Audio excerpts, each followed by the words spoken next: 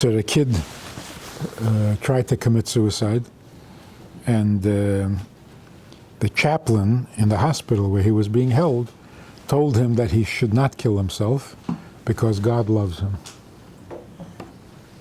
And he thought that that was stupid. So when I talked to him, I asked him, what did the chaplain say? He said, something stupid. I said, what was the stupid thing he said? He said, I shouldn't kill myself because God loves me. I said, why is that stupid? The reason he thought it was stupid is because he tried to kill himself, which means he doesn't think he's necessary. Not that he had terrible problems, he wasn't depressed. So he tells the world, by trying to kill himself, he tells the world, I'm not necessary. It doesn't make a difference whether I'm alive or not. So you tell me that I shouldn't kill myself because God loves me. That's stupid. Because if I'm not necessary, then what does the love help? I should live because you love me? Does that make any sense?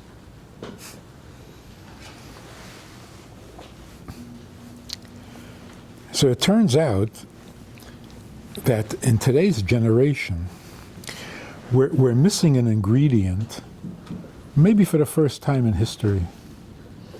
Children don't feel necessary. Sometimes people love them, sometimes people are annoyed with them, sometimes people hate them, but they're not necessary. If you don't feel necessary, then love makes no sense. A human being, first of all, must be necessary. Otherwise, he's not a human being. He's a puppy. He's a pet. Chocolate, everybody loves. Nobody needs it. A human being can't be like that. So one of the first messages in today's world, different from 20 years ago. 20 years ago, everybody knew you have to live, you have to be, you have to... And if somebody loves me, it makes it easier. Today, everybody is told by their parents, we love you, we love you, we love you. And it's like talking to the wall. Because nobody feels necessary. And the truth is that in the secular world, they're not necessary. Parents don't feel that kids are necessary. If they're in the mood to have some children and they like it and it's cute and they can buy them little outfits, it's like having an American, what do they call that doll? American Girl doll? Yeah. So the message that the Eibishter created the world and he is running the world, you have to make that a little more personal. So what if the Eibishter created the world? So what? What does that inspire? He created the whole world. Very impressive. No, so. He runs the world. Even more impressive. But how am I supposed to feel about that? Thank you very much. I'm grateful. Well, maybe I'm not grateful. I don't want to be here. The fact that the Eibishter created the world and runs the world means that he needs you. And when you say he created the world, we're talking about you. It doesn't matter who created the Grand Canyon. The Eibishter created you, which means he needs you. And he runs the world b'hashgacha pratis, which means everything you do, everything you think, everything you say is important to him. That has to be the first hanacha. The Eibishter needs you. If you don't cooperate, if you're not his partner in creation, everything is messed up. Does he like you? Does he love you? Not right now. Because you're not lovable. You're a brat, nobody likes you, but you're necessary. So I think part of the message somehow has to come across.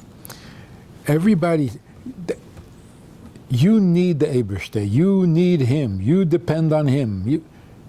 That's not working anymore. He's depending on you.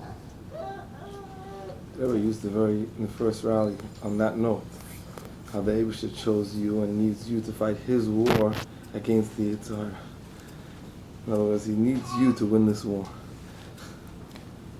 And that's because children themselves, when you say, don't you want to win the war? No. Leave me alone. I'd rather lose. It's easier. So if it's my war, will nicht. And if it's my war, what do you care if I lose? What's it your business? But if you say it's not your war, it's the Eibishter's war, that's a whole different story. They went a step further on that note about elaborating on the fact that a soldier who turns around and says, I don't mind, I'll go to prison, but punish me, but I'm not doing the mission. You can't do that because it's not your war. If you don't do your mission, the whole country is in danger. And then they went to the point of saying that a child that puts something in his mouth that's not kosher is putting the entire Jewish nation in danger. Taking that's a heavy guilt trip. You have to be careful, yeah. Ultimate guilt trip. Yeah. But that the Eibishter needs you, that is, I mean, that's the first ingredient, Poshet, in health, in sanity. Then you can say that if you do this, the Eibishter gets pleasure. If you do that, he'll love you. But that's already secondary. And in fact, in the Psukim, V'hine Hashem nitzav olav means the Eibishter depends on you.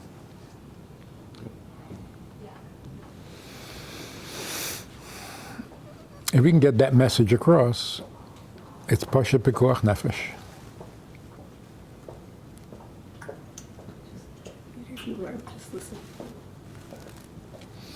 So I have this discussion with people, particularly from Borough Park. The Mishnah says, Al tiyu ka'avodim ha'misham shemesarav ha'munas l'kabel pras, but you should be like the avodim ha'misham shemesarav sheloi al munas l'kabel pras. Don't do the mitzvah for the reward, do it without the reward. It means you know there's a reward, but make believe you don't care. But really, of course you're doing it for the reward. Why else? Why else would you do it? But if you look at the Mishnah itself, it's giving you a mashal. There's an Eved and there's a Rav. Now there's an Eved that does what he has to do because of the reward, and there's an Eved that does without thought of a reward. Why the need for that mashal? Just say, don't do mitzvahs for the reward. So the mashal tells you, why does an Eved do for the Rav with a reward or without a reward? There's a Rav. If you really care about the Rav and you're doing something for him, that's your reward. That's your reward. If the Rav is happy, that's my reward. I don't need anything more than that. Or, if you don't like the Rav, you're just a slave, so you do it for the reward. He'll pay you, he'll feed you, he won't hit you. So we should do mitzvahs like the Eved who serves his Rav without thought of a reward. How does that happen? Only if the mitzvah rewards the Rav. Make sense? But if the Rav doesn't need it, and I shouldn't do it for the reward, so what am I doing? So the only way you can do a mitzvah without being selfish is if you know that the Eibishter gains a lot from it. So you can say, look, as long as you're gaining, that's enough. I don't need any more than that. But if the Eibishter doesn't gain from it because he doesn't need it, and you don't particularly want it, so what are you doing?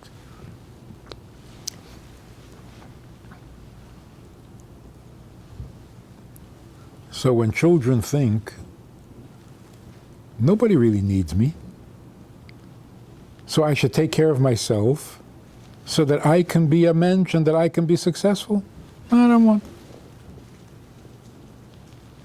That's it, it's all over. Not only Yiddishkeit is over, life is over. So today, serving the Eibishter is literally pikuach nefesh. To convince a child that the Eibishter is waiting to hear a bracha from him, the Eibishter is waiting for him to say a pasuk, this is life-giving.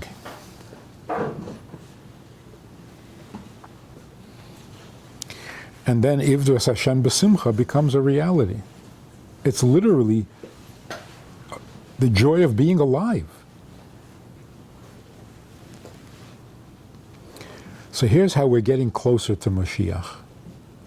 It used to be that you had to convince people with all sorts of avodah, with all sorts of learning and effort and training, that they shouldn't be selfish. Because the normal, everybody was selfish. I want to be a doctor, I want to be rich, I want to go here. Today, for some strange reason, nobody is selfish. Nobody has ambitions. Nobody wants to do great things. They just want to be left alone.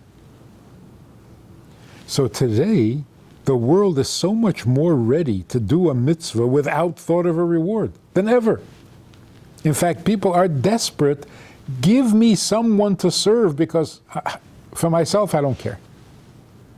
This has never happened before. So it seems like the truth is coming out, the truth is dawning on people, and the first realization is, I'm not here for myself. For myself, I don't care. That's a major achievement. It used to take years of avodah to get there. Today it's the starting point.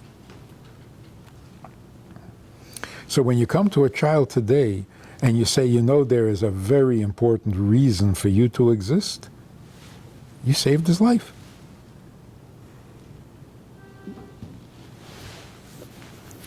And what is the important reason? The Eibush that created the world, he needs you. That's, I think, that is not only the beginning of everything, but it is everything.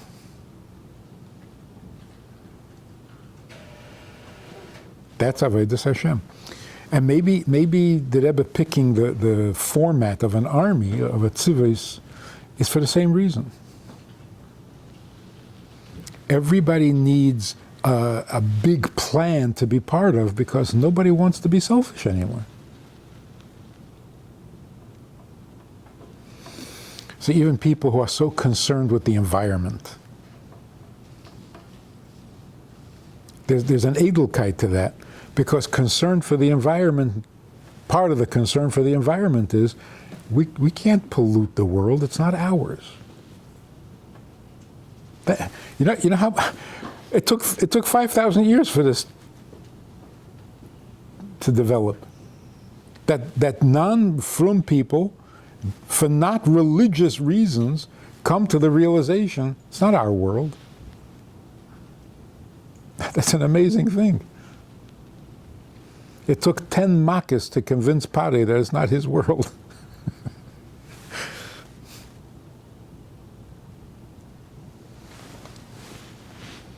So if it's not my world, what am I doing here? So people are desperate to know what is the tachlis hakavana, zeh kol ha'adam v'tachlis briyosei. They're desperate to know this from the age of 10.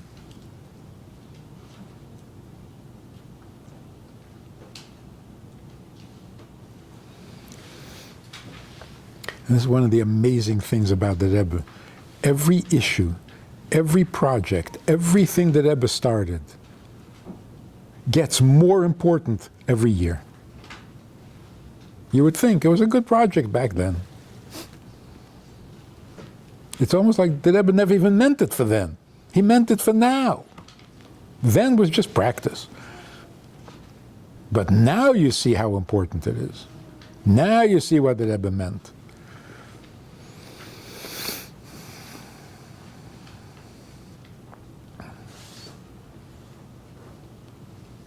I think Netanyahu, when they interviewed people about the Rebbe after Gimel Tammuz, I think Netanyahu said he went straight to the issue, and it was always the issue.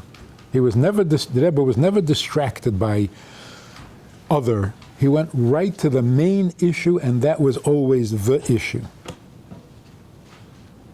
It's an interesting observation. So how do you convey this idea to children?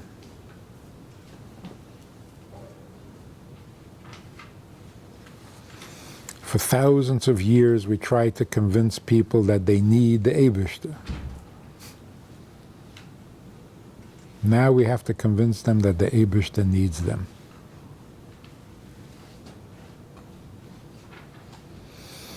The Eibishter needs you more than you need the Eibishter.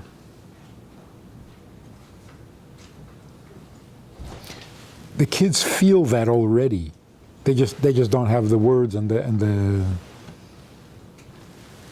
but they sense it.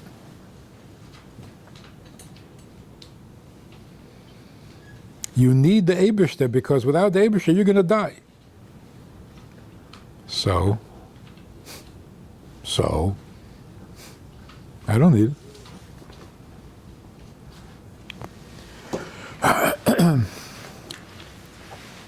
So you don't have to convince people that they really don't need that much, but you have to convince them that the Eibishter needs very much.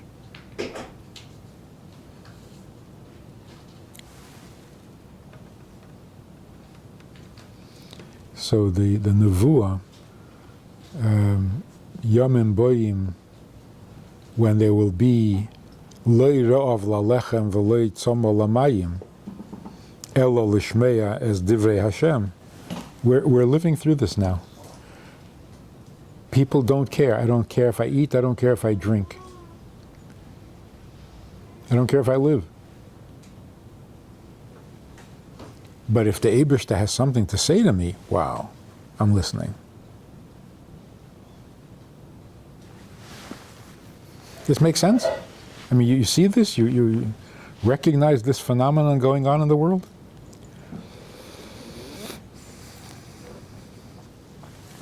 You hear it generally from unhappy children. And you think, oh, well, poor kid. He's a little cuckoo. When children say, I didn't ask to be born, that is amazing. First of all, it's so true. Whoever knew this before? And here children are saying it. I didn't ask to be born. So I need to do this and I have to do that. I didn't even ask to be born. Leave me alone. That is I mean, it sounds like a terrible development, but really it's very good. And you can say to a child like that, you're right. Wow, how'd you get to be so smart? You're right. You're not here because you need this. Ella, so why are you here? Oh, now they're listening. So that's why the Rebbe always said, Ani le nivresi. If you're asking me, Ani le nivresi, do me a favor. I'm not interested. Ella, so why am I here? L'shamish eskaini. L'shamish eskaini means to serve him, means he needs something. Otherwise you can't serve him anything. If he doesn't need soup, don't serve him soup. And if you do, it's not a service, it's a nuisance. So the Shamish Eskaini means, I don't need, he does.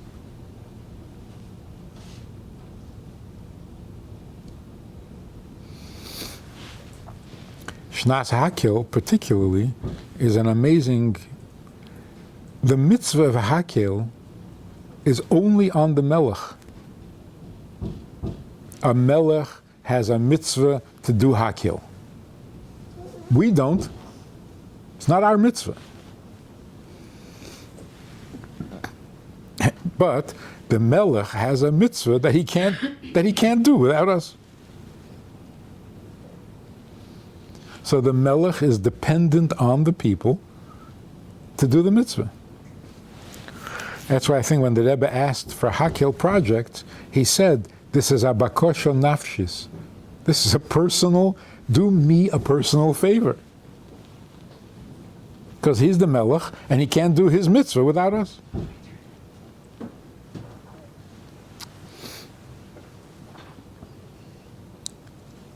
So Hakil is an incredible opportunity. You're literally doing the Rebbe a favor.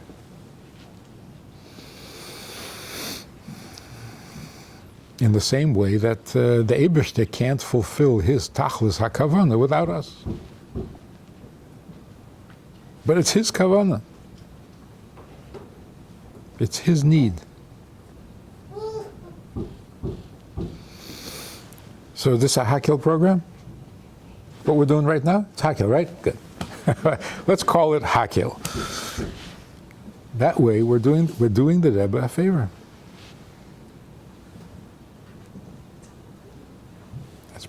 That's pretty awesome. So what do you think?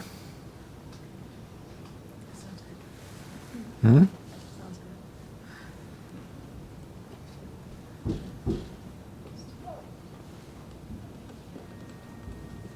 Ask a question.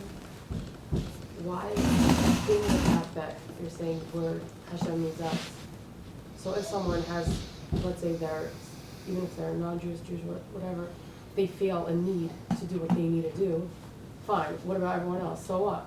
Not my problem. Like, why should they change their life just because they're saying that?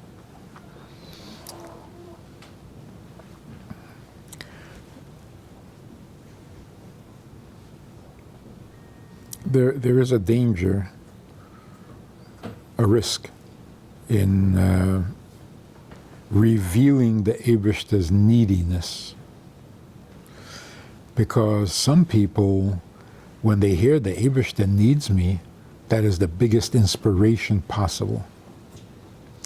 For other people, the Eibishter needs, so not my problem.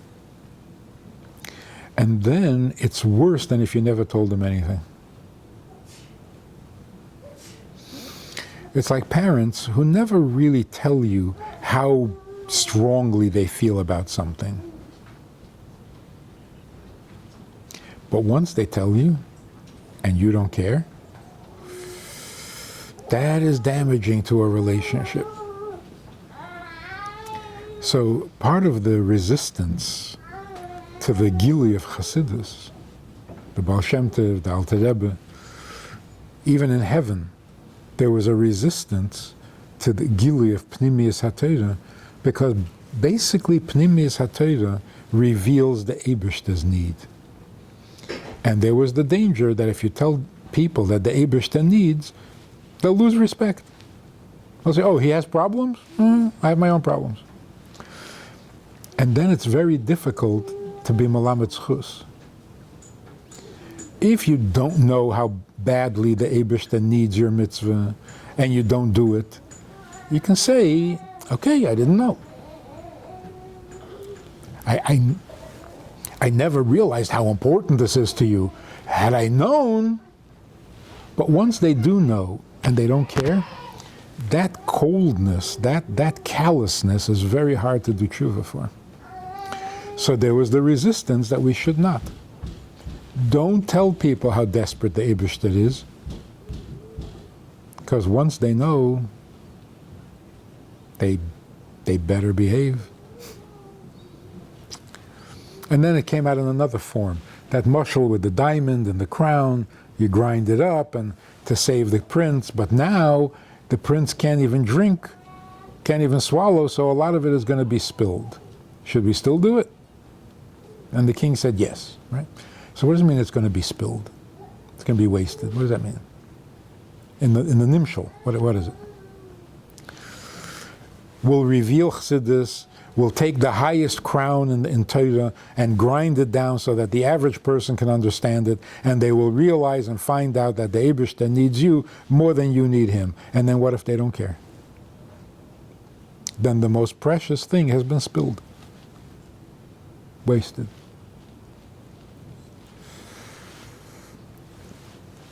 And the king said, do it anyway. Because for those who will be inspired, it's going to be magnificent. So yeah, there is that danger. But as a general rule, people today, except for children who are hurt and rebellious, generally when you talk to people today and you tell them, you know, if you keep mitzvahs, your life will be better, your family will be better, they're not impressed. You tell them that the Eibishter needs a mitzvah, all of a sudden it's like, wow, never heard that before. Why didn't anybody tell me?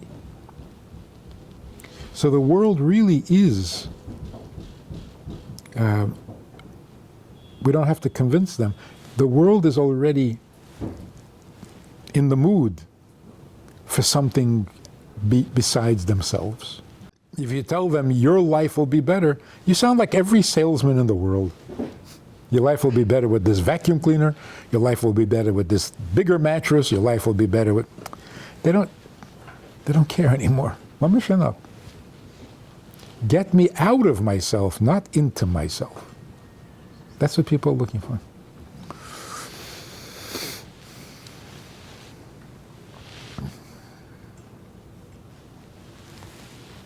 And that's why Hamaisa Hu Ha'ikir.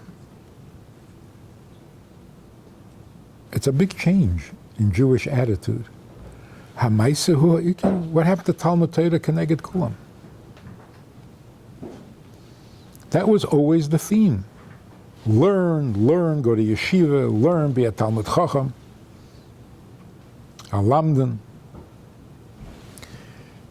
All of a sudden, Hamaisa Hu Ha'ikir?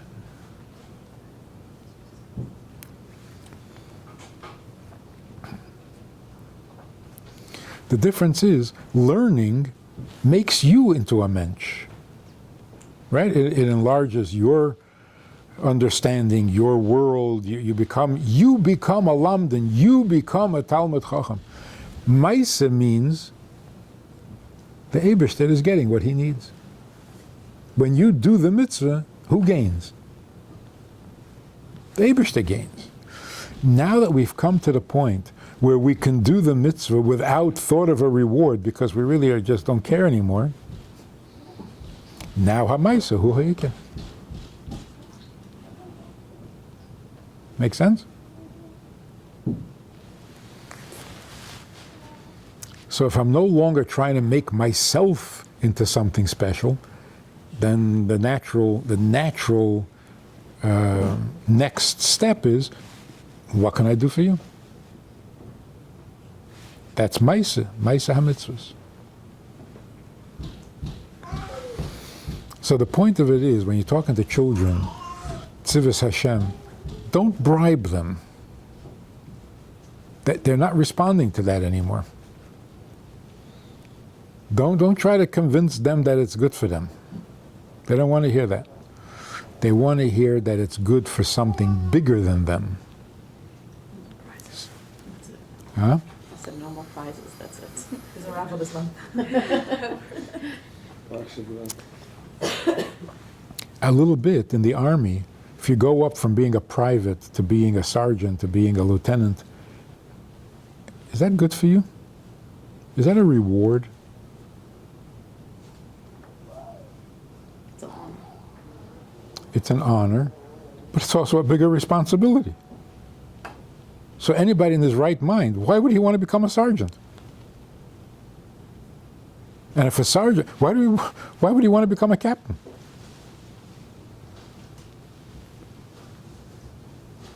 So of course there are, you get more covered, you get more money, you get more power, but essentially you're just becoming more and more responsible. So your job just gets bigger. Why would anybody want that? unless you really care about the commander-in-chief and you want to do more for him. So going up in rank is not a selfish. On the contrary, it's a bigger service.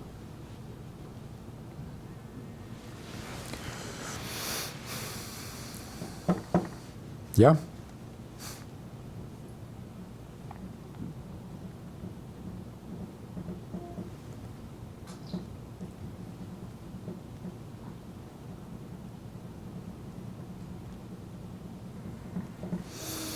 How is it that if you bribe a kid, you give him, I mean, Rambam says that that's how you're supposed to educate children. First you give them candies, and then you buy them shoes. Until then they run around without shoes. And then you give them kavod, and then eventually they will do the mitzvah for the right reason. How does that work? Eventually they'll just want a bigger reward.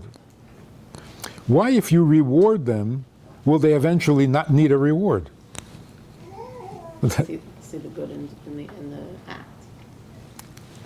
But that'll only happen if you give them the reward with that message. If you make the reward the whole thing, they'll never, never. So what does it mean when you give a kid a reward?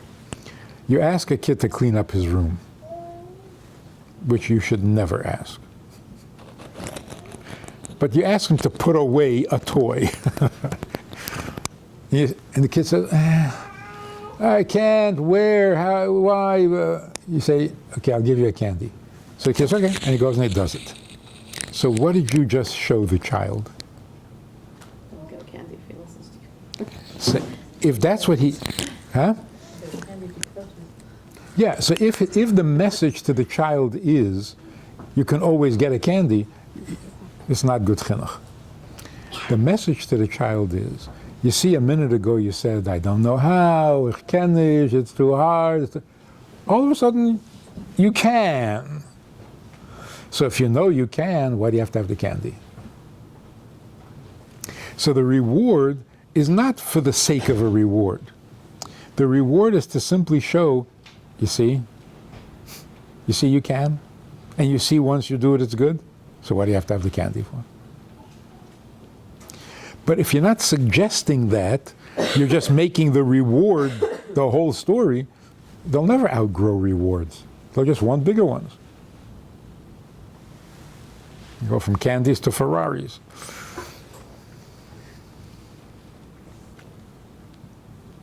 There's actually a candy called Ferrari.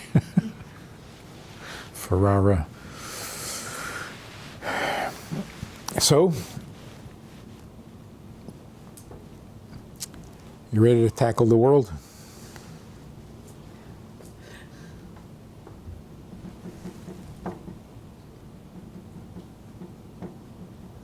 what does Hashem need from us right now?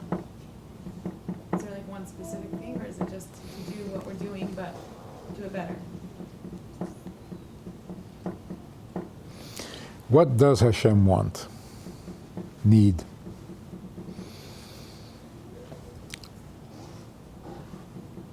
Of course, every mitzvah, every bracha, every... Huh? Should we just produce the video? Part of the video of what you just said. Every mitzvah, it's talking about it every time that you push yourself off. Yeah. But also, Hine Hashem nitzav olav v'beichen kloyes v'lev im oivdei karoyim. What is the Eibishter checking to see if you're doing it right? Not your report card. Your kloyes v'lev. The Eibishter wants to see where your heart is. Even that's important to him. Not just his mitzvah. Your kavanah is also important to him. This is amazing. So whether you're in a good mood or in a bad mood, affects the Eibishter. So what does he need from you? everything. Everything about you he needs. He needs your opinion, he needs your heart, he needs your feelings, he needs your moods, he needs everything. Because everything about you is important to him. So you shouldn't be in a bad mood, because that puts the Eibishter in a bad mood. That's a heavy burden on a kid. Uh-oh, I think I made the Eibishter sad. Because I was sad there for a minute. But it's true. I mean, is there like a specific Avodah that, let's say now, we're supposed to be doing more than before? Mashiach, but do everything, I guess, in a stronger way. I think the particular emphasis today is influence your friends. Don't just think about yourself. Whatever you do, get your friends to do it too. Outreach. It's a nasty word, but it's... And from a very young age. And right, every sikha, whenever the Rebbe spoke to children, it's always, get your friends, boys with boys, girls with girls, get your friends to do it. So there's that silly expression, you know, when you smile, the whole world smiles. When you smile, the Eibishter smiles. And when you don't, you're only, remember this, heard this expression? You're only as happy as your unhappiest child. A parent can only be as happy as his unhappiest child. It's true. That's the Eibishter. The Eibishter can be only as happy as his unhappiest child, which means the Eibishter is today severely depressed.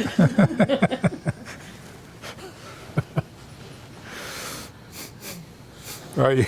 Right. Exactly.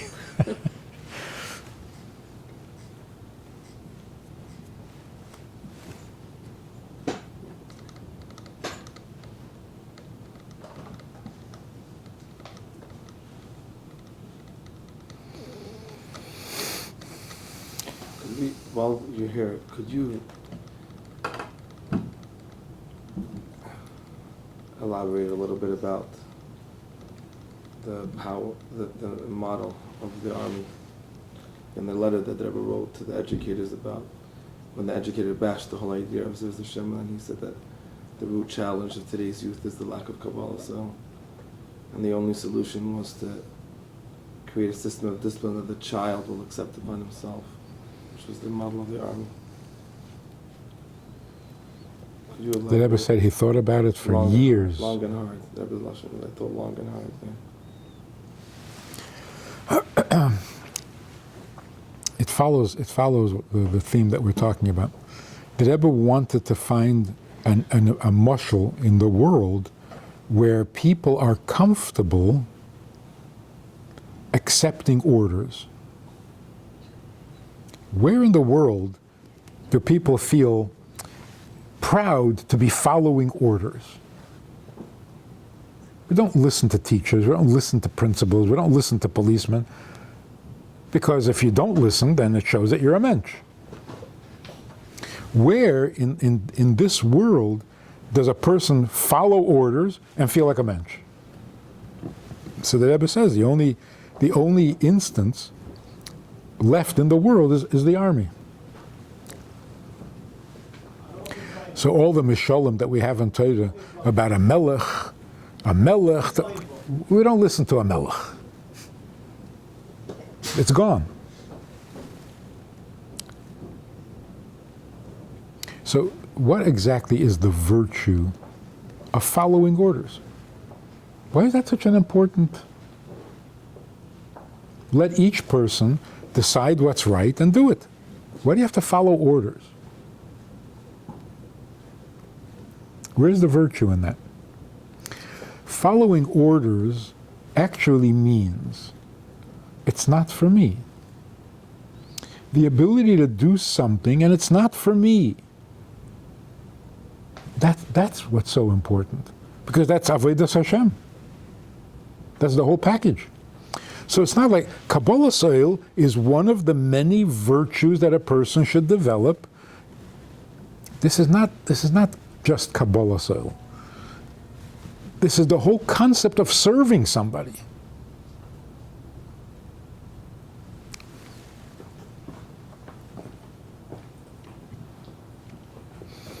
I once spoke to a guy who was in Koilel, a big Talmud Chacham. We were arguing about the Eibishter needs it, doesn't need it. So at the end I asked him, if the Eibishter doesn't need anything, then what does Ivdu es Hashem mean? So this Talmud Chacham, who probably knows Shas by heart, he said, you know, that's the one thing I never understood. Avodas Hashem, I never understood that. Otherwise, I'm a big Talmud Chacham. That's missing everything. So the model of the army is serving a bigger cause. So when you discipline children and teach them obedience, the model that works is the army, not the policeman. And the difference is that the army trains you not just to obey. They don't dumb you down. Because a dumb army is not a good army. So it's not just shut up and listen. It's don't let things get in the way. That's what army training is. If you have to be someplace, you get there. There are no excuses. You need to be there, you get there. That's what the training of a soldier is. You need to stand straight for 4 hours, you stand straight for 4 hours. What do you gain by doing that? You break your weaknesses where the normal person, the average person, who is not a soldier, is handicapped by 100 different things.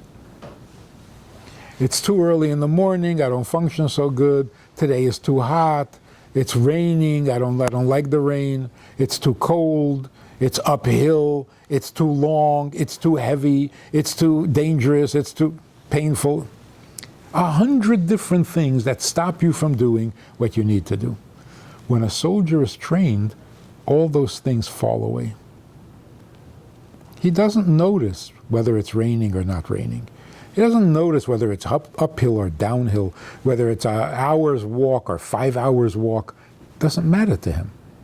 If it has to get done, he does it. That's called obedience. Not just dumb. Free of all the petty restrictions that people have. And that's what that mashal that the guy offered, some man offered the Rebbe an umbrella. He was walking home from 770 or to 770, and it was raining, and the Rebbe didn't have an umbrella. So this guy walked over and offered the Rebbe the umbrella, and the Rebbe declined. So he was a little surprised. Why not have an umbrella? So the Rebbe said, did you ever see a soldier on the front lines with an umbrella? Because he doesn't like rain. Bullets are right, but rain. So just the picture of a soldier with a machine gun, with hand grenades, with bullets all over the place, with a bulletproof vest, but it's raining. A soldier doesn't notice that it's raining. He's on a mission, he's got something to do. Rain? Who cares?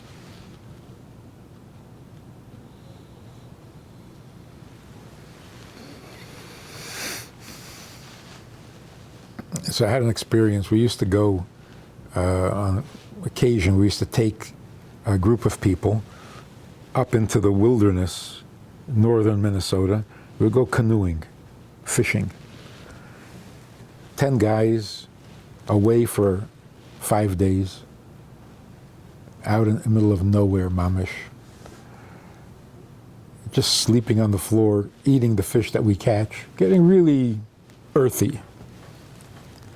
On one of these trips, it was from Sunday to Thursday. On one of these trips, from Monday to Thursday, it rained. Did not stop. So on Monday, of course, we were miserable. On Tuesday, we were depressed. On Wednesday, we said, what the heck, everything's wet, who cares? Right? So we got into the canoe and we went fishing in the rain.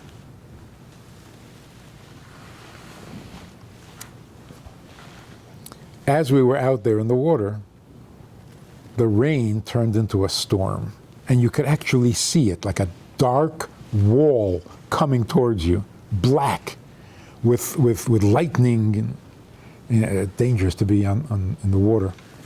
So our native guide, warned us and said, "Get to land."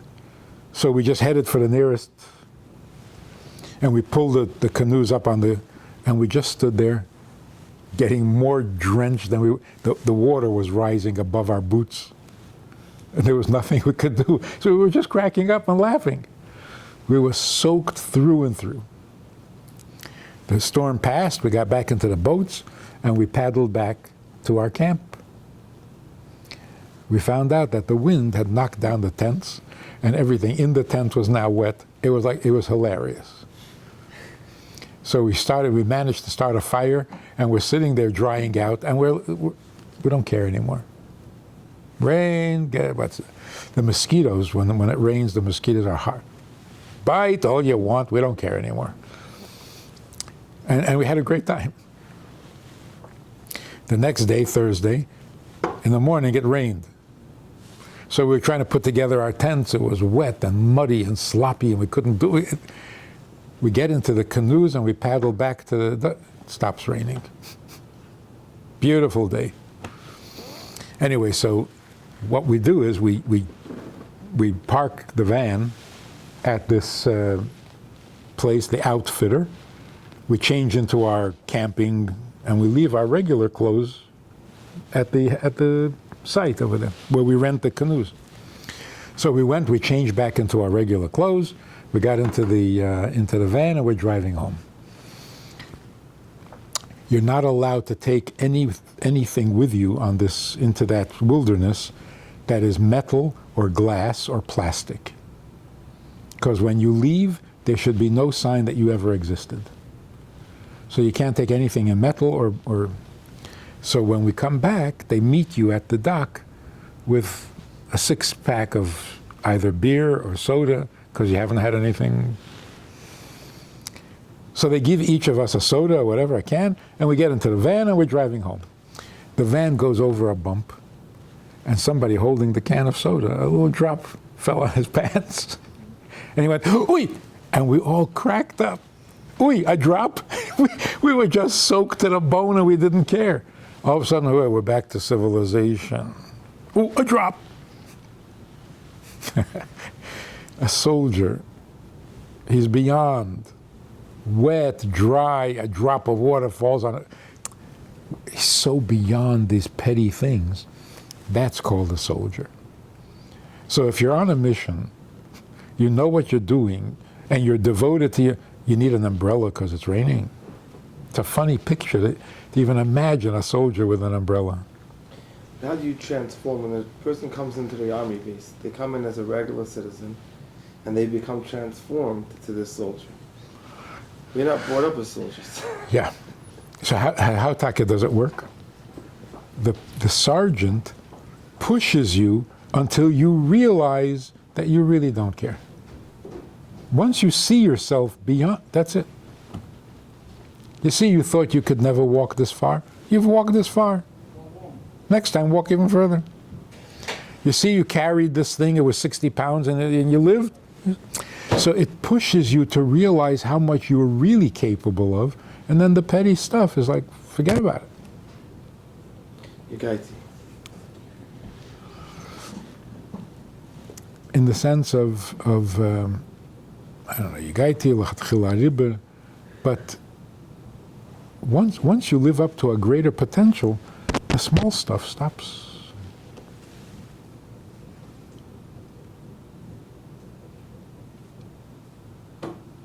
And again, that's the point of a reward. You give the reward, and the kid all of a sudden he's capable. You see?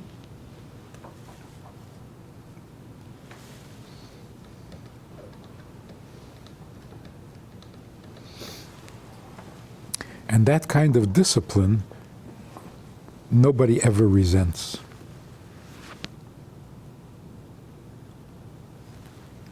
The discipline of being caught doing something wrong, everybody hates that.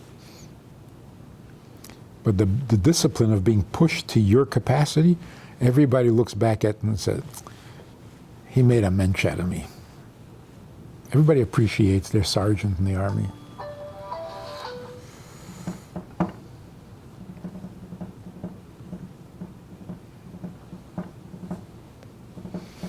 So of course it all has to be done kindly and gently, but you got to push kids. Then they know they're doing something and they feel accomplished and they feel grateful. So army is very demanding, which is the way it should be. That's part of the image of an army. But they love it.